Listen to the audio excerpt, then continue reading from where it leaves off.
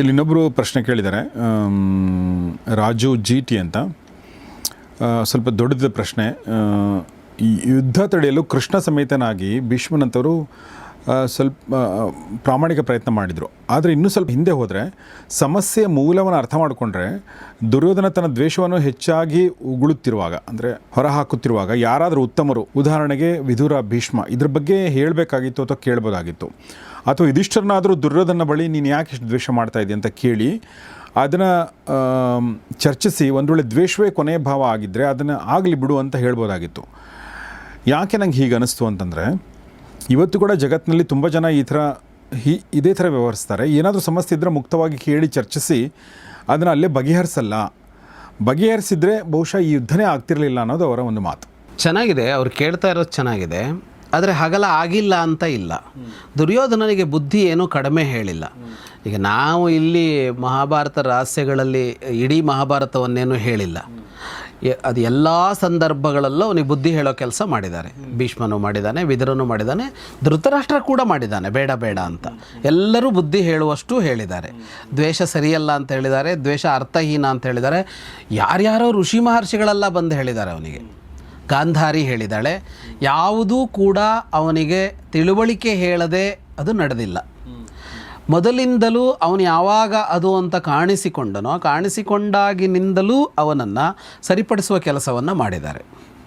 ಹಾಗಾಗಿ ಅವರು ಏನು ಮಾಡಿದ್ದಾರೆ ಕೊನೆಗೆ ಅಂದರೆ ವಿನಾಶವನ್ನು ಸಾಧ್ಯವಾದಷ್ಟು ಮುಂದೂಡುವ ಪ್ರಯತ್ನ ಮಾಡ್ಕೊಂಬಂದರು ಅವರೆಲ್ಲ. ಈಗ ಅವರು ಹೇಳಿದ್ರೆ, ರಾಜು ಕೇಳಿದ ಪ್ರಶ್ನೆ ಇದೆಯಲ್ಲ, ದ್ವೇಷನೇ ಅಂತ ಅದನ್ನು ನಿರ್ಣಯ ಮಾಡ್ಕೊಂಬಿಡ್ಬೋದಾಗಿತ್ತು ಅಂತ. ನಿರ್ಣಯ ಮಾಡ್ಕೊಂಬಿಟ್ಟಿದ್ದಾರೆ ಅವರೆಲ್ಲ. ಪಾಂಡವರಿಗೂ ನಿರ್ಣಯ ಇದೆ.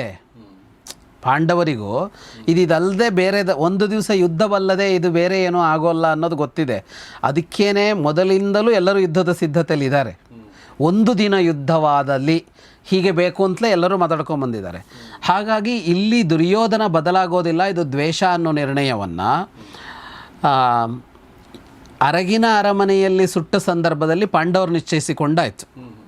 ಉಳಿದವರಿಗೂ ಅದರ ನಂತರ ಅದು ಅನುಭವಕ್ಕೆ ಬಂತು. ಹಾಗಾಗಿ ಎಲ್ಲರೂ ಯಾವ ಪ್ರಯತ್ನ ಮಾಡಿದ್ರು ಅಂದರೆ ಸಾಧ್ಯವಾದಷ್ಟು ಯುದ್ಧವಾಗದಂತೆ ನೋಡಿಕೊಳ್ಳೋಣ ಅಂತ ಹೇಳ್ತಾ 15ನೇ ವರ್ಷದಲ್ಲಿ ಆರಂಭ ಆಗಿದ್ದನ್ನು 90ನೇ ವರ್ಷದವರೆಗೆ ತಳ್ಳಿದ್ದಾರೆ.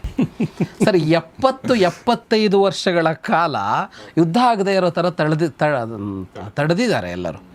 ಅಷ್ಟಕ್ಕೂ ಮೀರಿದ ಮೇಲೆ ಅದು ಹಾಗೇ ಆಯಿತು, ಏನೂ ಮಾಡೋಕ್ಕಾಗಲ್ಲ ಅಂತ. ಮತ್ತು ಅವರು ಹೇಳಿದ ಹಾಗೆ ಒಂದು ಸಾಮಾನ್ಯ ಯೋಚನೆಯ ವ್ಯಕ್ತಿಗಳಾದರೆ ಅವರು 2 ಜನರನ್ನು ಕೂರಿಸ್ಕೊಂಡು ಯಾಕೆ ಇದು ಹೀಗೆ ಅಂತ ಹೇಳಿ ಅವರನ್ನು ಸರಿಪಡಿಸಬಹುದು. ಅಥವಾ ಇವನೇನೆ ಯುಧಿಷ್ಠಿರ, ನನ್ನ ಮೇಲೆ ಯಾಕೆ ದ್ವೇಷ ಮಾಡ್ತಿ ಅಂತ ಕೇಳಬಹುದು ಅನ್ನೋದೆಲ್ಲ ಸಾಮಾನ್ಯ ಮನಸ್ಥಿತಿಯ ವ್ಯಕ್ತಿಗಳಿಗೆ ನಡೆಯುತ್ತೆ. ದುರ್ಯೋಧನನಂಥವರಿಗೆ ನಡೆಯೋಲ್ಲ. ಇವರೆಲ್ಲರಿಗಿಂತ ಬುದ್ಧಿವಂತ ಅವನು ಮತ್ತು ಅದರಲ್ಲಿ ಅವನಿಗೆ ಕ್ಲಾರಿಟಿ ಇದೆ ತಾನು ಹಿಂಗೇನೆ ಅಂತ. ಅವನನ್ನು ಆ ಮಾತುಕತೆಗಳಲ್ಲೆಲ್ಲ ಮುಗಿಸೋಕ್ಕಾಗೋಲ್ಲ. ಹಾಗಾಗಿ ಸಾಮಾನ್ಯ ಜನರಲ್ಲಿ ಈ ತರಹ ಕ್ಲ್ಯಾಶ್ ಬಂದಾಗ ಅವರನ್ನು ಕೂರಿಸಿ ಮಾತಾಡಿ ಸರಿ ಮಾಡೋದಕ್ಕೆ ಬರುತ್ತೆ. ಆದರೆ ಅಮೇರಿಕ ಇರಾನನ್ನು ಒಟ್ಟಿಗೆ ಕೂರಿಸಿ ಯಾರು ಬಂದು ಕೂತರು ಅದನ್ನು ಸರಿ ಮಾಡೋಕ್ಕಾಗಲ್ಲ. ಅದು ಯಾವಾಗ ಅಂದರೆ ಯುದ್ಧವೋ ಇನ್ನೊಂದು ಆಗಿ ಪೆಟ್ಟು ತಿಂದೋ, ಯಾರೋ ಸೋತೋ, ಯಾರಿಗೋ ನಷ್ಟ ಆಗಿಯೋ ಹಾಗಾಗಿ ನಿಲ್ಲಬೇಕೆ ಅಂಥವುಗಳೆಲ್ಲ ಹೊರತು ಇಲ್ಲದೆ ಇದ್ರೆ ಆಗೋಲ್ಲ ಅದು. ಅಂದರೆ ಇದಿಷ್ಟನ್ನು ಅರ್ಥ ಮಾಡಿಕೊಂಡು ಇದಕ್ಕೆ ಸಿದ್ಧರಾಗಿ ಯಾರು ಕ್ರಿಯೆಗಳನ್ನು ಮಾಡೋದಕ್ಕೆ ಹೋಗ್ತಾರೋ ಅವರನ್ನು ತಿದ್ದೋಕ್ಕಾಗಲ್ಲ. ಉಳಿದವರಿಗಾದರೆ ಹೇಳ್ಬೋದು, ನೋಡು ನೀನು ಇದೇ ಥರ ಮಾಡ್ತಾ ಹೋದರೆ ನಾಳೆ ಇದು ಇಷ್ಟು ವಿಷಮಿಸತ್ತೆ, ನಿನ್ನ ಹೆಸರು ಹಾಳಾಗತ್ತೆ, ನಿನ್ನ ಕೆಲಸ ಹಾಳಾಗತ್ತೆ, ನಿನ್ನ ಸಂಪತ್ತು ಹಾಳಾಗತ್ತೆ ಅಂತೆಲ್ಲ ಹೇಳಿ ಅವರನ್ನು ಅಲ್ಲಿಂದ ಆ ವಿಷಯ ಬೇಡ ಅಂತ ಮಾಡೋದಕ್ಕೆ ಬರುತ್ತೆ ಸಾಮಾನ್ಯರ ವಿಷಯದಲ್ಲಿ. ಇಲ್ಲಿ ಬರಲ್ಲ ಅದು. ಯಾಕೆ ಬರೋಲ್ಲ ಅಂದರೆ ಸರ್, ಅದು ಕೋಟ್ಯಂತರ ರೂಪಾಯಿ ವ್ಯವಹಾರದ ದ್ವೇಷಗಳಲ್ಲಿರೋದು ಅಂತ. ಸಣ್ಣ 100 ರೂಪಾಯಿ ಜಗಳವನ್ನು ಸುಮ್ಮನಿರಿಸ್ಬೋದು ಸರ್. ಅಲ್ಲಿರೋದು ಏನು ಅಂದರೆ ರಾಷ್ಟ್ರ ಸರ್. ಚಕ್ರವರ್ತಿ ಬರೀ ಹಾಸ್ತಿನಾಪುರದ ಜಗಳಕ್ಕೆ ನಿಂತಿಲ್ಲ. ಅದು ಚಕ್ರವರ್ತಿ ಮನೆತನ, ಇಡೀ ಭೂಮಂಡಲ ಅವ್ರಿಗೆ ತಲೆಬಾಗತ್ತೆ. ಆ ಸಿಂಹಾಸನದ ಮೇಲೆ ಯಾರು ಕೂರಬೇಕು ಅಂತ ಅನ್ನೋದನ್ನು ಈ ಥರ ಯಾವ ಮಾತುಕತೆಗಳಲ್ಲೂ ಅದು ಮುಕ್ತಾಯ ಆಗೋಲ್ಲ. ಇದು ಅನಿವಾರ್ಯದ್ದು. ಯುದ್ಧಭೂಮಿಯಲ್ಲಿ ಅದು ಮುಕ್ತಾಯ ಆಗಬೇಕು. ಯುದ್ಧಭೂಮಿಯಲ್ಲೇ ಇರೋದರಲ್ಲಿ ಪಾಂಡವರಿಗೆ ಯುದ್ಧಾಪೇಕ್ಷೆ ಇರಲಿಲ್ಲ ಅನ್ನೋ ಕಾರಣಕ್ಕಾಗಿ ಅಷ್ಟು ತಡ ಆಯಿತು. ಅವರು ನೋಡ್ಬಿಡೋಣ ಒಂದು ಕೈ ಅಂತ ಇದ್ರೆ ಇದಕ್ಕಿಂತ ಮೊದಲೇ ಶುರು ಮಾಡ್ಕೊಂಡ್ಬಿಡ್ತಾರೆ. ಮೊದಲೇ ಶುರು ಮಾಡ್ತಿದ್ರು ಮತ್ತು ಬಹುಶಃ ಅದು ಸುದೀರ್ಘ ಕಾಲ ಕೂಡ ನಡೀತಿತ್ತೇನೋ. ಸುದೀರ್ಘ ಕಾಲ ಇವರೊಂದಿಷ್ಟು ಸಲ ಗೆಲ್ಲೋದು, ಅವ್ರು ಗೆಲ್ಲೋದು, ಅವ್ರು ಇವ್ರನ್ನ ಹೊರಗೆ ಹಾಕೋದು, ಹೀಗೆ ನಡ್ಕೊಂಡೇ ಹೋಗ್ತಾ ಇತ್ತು. ಈಗ ರಾಜಮನೆತನಗಳ ಚರಿತ್ರೆ ನೋಡ್ತೀವಲ್ಲ, ಆಮೇಲೆ ಎಷ್ಟು ಕಾಲ ನಡೆದಿದೆ ಸರ್, ಅಪ್ಪ ಮಕ್ಕಳು ಮೊಮ್ಮಕ್ಕಳುವರೆಗೂ ಅದು ನಡ್ಕೊಂಡೇ ಹೋಗಿದೆಯಲ್ಲ, ಹಾಗೆ ನಡೀತಾ ಇತ್ತು.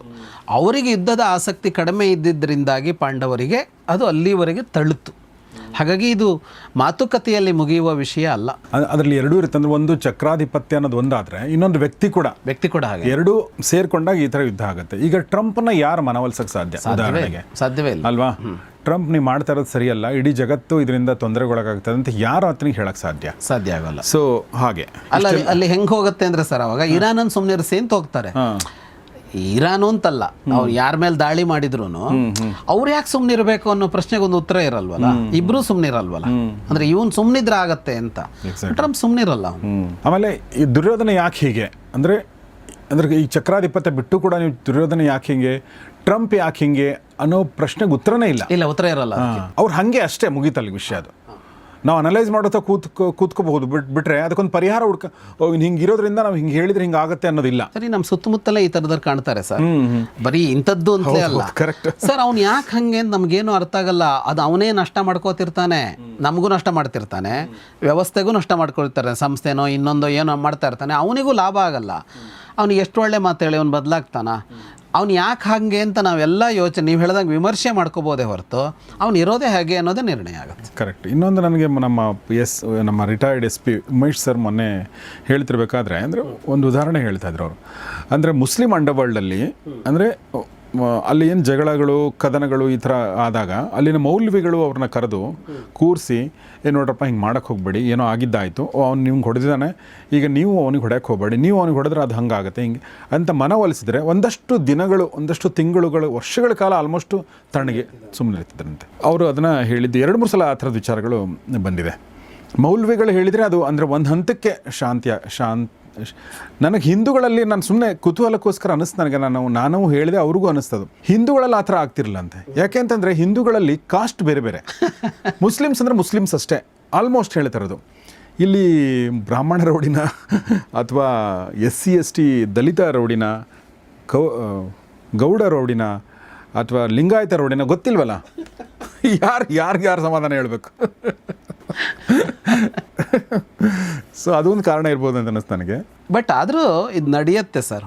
ಈಗ ನಮ್ಮಲ್ಲೂ ಒಂದೇ ಸಮುದಾಯಕ್ಕೆ ಸೇರಿದವರು, ಜಾತಿಗೆ ಸೇರಿದ ರಾಜಕಾರಣಿಗಳೆಲ್ಲ ಭಾಳ ಜಗಳ ಮಾಡ್ಕೋತಾ ಇದ್ರೆ ಸ್ವಾಮೀಜಿಗಳು ಕರೆದು ಮಾತಾಡ್ತಾರೆ. ಅದೇ ಒಂದೇ ಜಾತಿಗೆ ಸೇರಿದ್ರೆ ಮಾತಾಡ್ತಾರೆ. ಕರೆಕ್ಟ್.